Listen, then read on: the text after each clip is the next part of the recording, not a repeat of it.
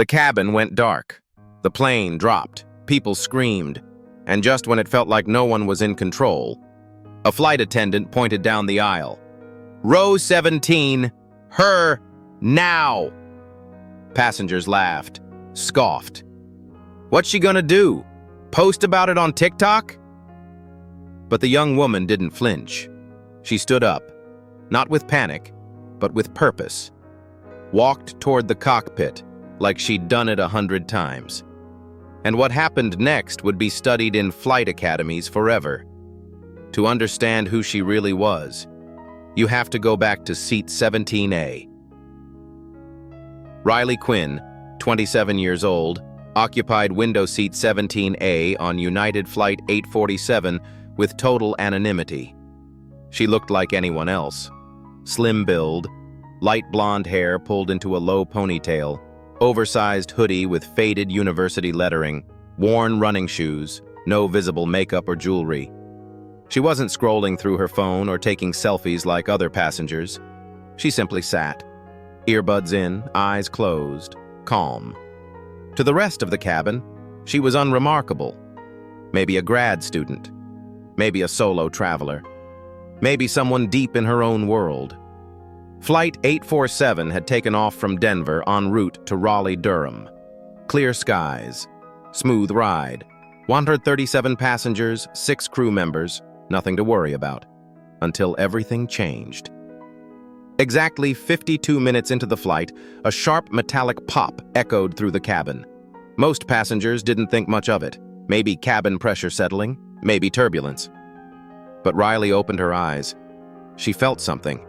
A faint vibration through the floor, subtle, but unmistakable to someone who'd trained to feel it. Her breathing slowed. Then came the first engine failure. The lights flickered. The plane jolted. Oxygen masks dropped. Someone screamed. Another engine coughed violently. Overhead, the captain's voice crackled through panic. "Ladies and gentlemen, we are experiencing a full systems failure." Chaos. Fear. Passengers crying. A flight attendant moved quickly down the aisle, but not toward the cockpit. She was heading for row 17. She pointed straight at Riley. "You, ma'am. We need you, now." A man across the aisle laughed. "Her? She probably thinks a cockpit's a photo booth." But Riley didn't respond. She stood up and headed for the controls. The cockpit door was already open when Riley Quinn reached it, the lead flight attendant ushering her in with shaking hands. The scene inside was worse than she expected. The first officer had slumped over his console, unconscious. The captain was barely responsive, his eyes glassy, jaw clenched, fighting through hypoxia as warning lights flashed across every panel. The emergency oxygen system had failed when the electrical systems shorted, leaving the crew exposed to altitude sickness far longer than protocol allowed. Riley didn't hesitate. She stepped forward, reached across the captain's console, and disengaged the emergency autopilot override, a system that had been fighting against manual corrections. The aircraft's jerky descent stabilized almost instantly.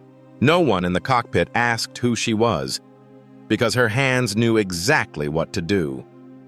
She dropped into the first officer's seat, slipped the headset on, and began scanning the instruments with rapid precision. Fuel flow was 0. Engine readings flatlined. She was flying a 737 without engine power, what pilots called a dead stick scenario, something most only practice in flight simulators. Riley had done it dozens of times, in combat, at night, with cargo planes twice this size. "Captain," she said calmly, "I'm initiating hydraulic system reroute and oxygen reflow to your panel. Try to stay with me." Back in the cabin, murmurs filled the aisles. Is she really flying the plane? Who is she? One flight attendant whispered, "She said her name is Riley Quinn." The name meant nothing to the passengers, but to a very specific community, it meant everything. Back at Greensboro Tower, radio contact with Flight 847 had been lost. Controllers scrambled, unsure who, if anyone was still alive on the other end. Then Riley's voice came through the static. "Greensboro Tower, this is Riley Quinn, assuming command of United 847. Total dual-engine failure. Cockpit incapacitation. We are requesting emergency glide vector for dead stick landing." The room went still. "Flight 847, confirm pilot credentials." Before she could respond, another voice broke in across the emergency frequency. "This is Colonel Travis Langston, 139th Airlift Wing. Riley Quinn is fully qualified for emergency command under combat aviation protocol. Clear her for unrestricted approach, now." No one questioned it again. The only thing left was landing a powerless commercial jet, with 137 lives depending on her. The air inside the cockpit was thin, but Riley Quinn breathed steady. With both engines offline, her only tools were gravity, glide angle, and muscle memory forged through years of military emergency descent drills. The 737 was no longer a commercial airliner. It was now a glider with wings too wide, a frame too heavy, and stakes too high to get even one angle wrong. "Captain," she said softly, checking his oxygen again. "You're not done. Stay with me. I need your checklist callouts." Rodriguez blinked slowly, forcing a weak nod. He reached for the laminated checklist on his lap, trying to mouth the words as Riley ran her hands across the dashboard. Hydraulics. Redirected. Manual trim. Engaged. Spoilers. Off. Flap configuration. Set for controlled descent. She adjusted the control column with surgical precision, manipulating the aircraft's attitude, controlling sink rate without thrust. There was no second chance. Every degree, every second counted. In the cabin, the mood had transformed from chaos to reverent silence. The businessman who had mocked her now gripped the armrest in stunned awe. Children clung to parents. Flight attendants sat cross-legged in the aisles, watching the cockpit door as if it were the entrance to something sacred. Because now they knew. The quiet girl in row 17 was the only thing between life and disaster. At Greensboro High Point Airport, emergency vehicles lined the runways, their sirens off but engines ready. Controllers stared at radar screens, tracking Riley's descent with anxious intensity. "Flight 847, you are cleared for immediate approach.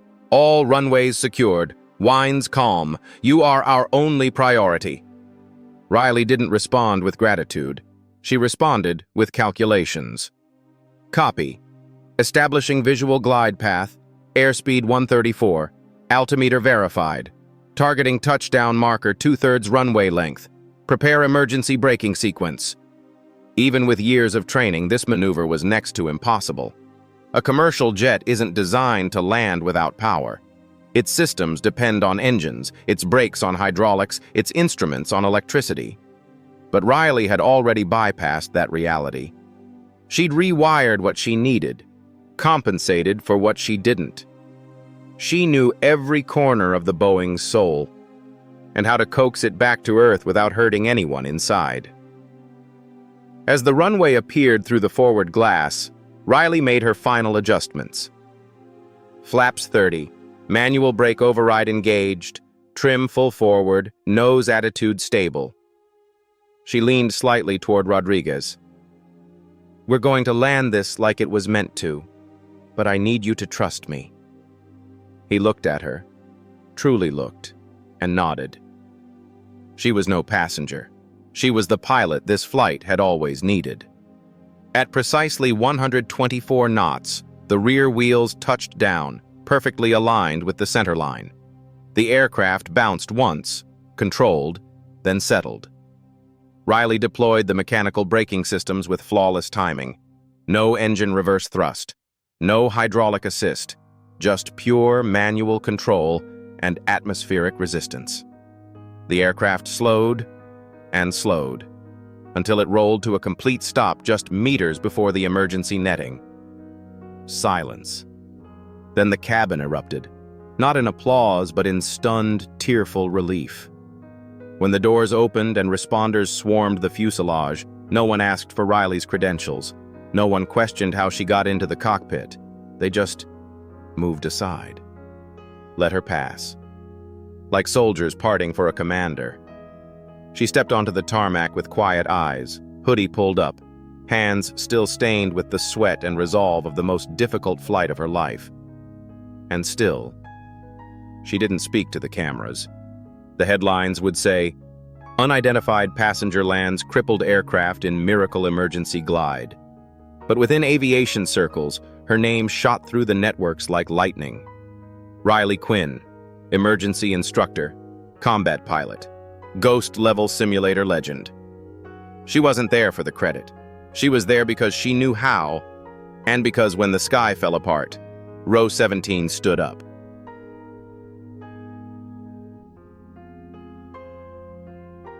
The world wanted a name, the media wanted a headline, but Riley Quinn gave them neither. She didn't stay for the press conference.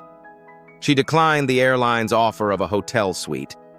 She didn't even file a statement with the FAA beyond what protocol required. While reporters scrambled to identify the mystery woman behind the miracle landing, Riley quietly walked away. She rented a car, drove home, and showed up for work 2 days later at a local aviation simulation center, like nothing had happened. But people had noticed. Flight crews started talking, not just about the landing, but about how she did it. The hand trim, the glider math, the radio clarity, the way she brought 137 people down from 30,000 feet with 0 engines, no panic, and no ego. In pilot forums and closed military channels, her name began circulating like a coded signal. "You hear about the girl in 17A? Yeah, that was Riley Quinn." At the Air National Guard, veterans dusted off old rosters. She trained half our emergency instructors, quiet type, never needed the spotlight. Even air traffic controllers began whispering stories. At Raleigh-Durham, her voice was instantly recognized. At O'Hare, a controller rerouted a jet just to give her smoother descent clearance. No one admitted it publicly, but in every aviation corridor, Riley's name carried silent weight. And then there was Row 17. After that flight, Riley noticed something strange. Every commercial trip she booked, no matter the airline, aircraft, or destination, seat 17A was always available. Never blocked, never reassigned. Gate agents greeted her by name. Flight attendants didn't ask questions. They just nodded. No plaque was installed. No ceremony held, but Row 17 was no longer just a seat. It had become a tribute. Riley Quinn never gave interviews. She never told her story. She didn't need to. Her actions had already said everything. While news anchors argued over theories and passengers gave testimonials, Riley quietly returned to her life. She logged simulator hours, mentored young pilots, fixed coffee machines at the training center when no one else would. But within the aviation world, her name meant one thing: unshakable competence under pressure. A week after the landing, a letter appeared at her doorstep. No stamp, no envelope, just a folded sheet of military-grade parchment. "You don't fly with permission, you fly with certainty. Airspace is yours, anytime, any altitude. Colonel Langston, 139th Airlift Wing." Riley smiled, folded the note, filed it between checklists in her logbook. She never asked for Row 17 to stay open, but every airline quietly did. Because somewhere up there, in a quiet aisle seat by the window, might be someone like her, someone whose silence holds more strength than any speech, someone who stands when it matters. And if you're ever lucky enough to sit in Row 17, remember why that seat was left for someone extraordinary.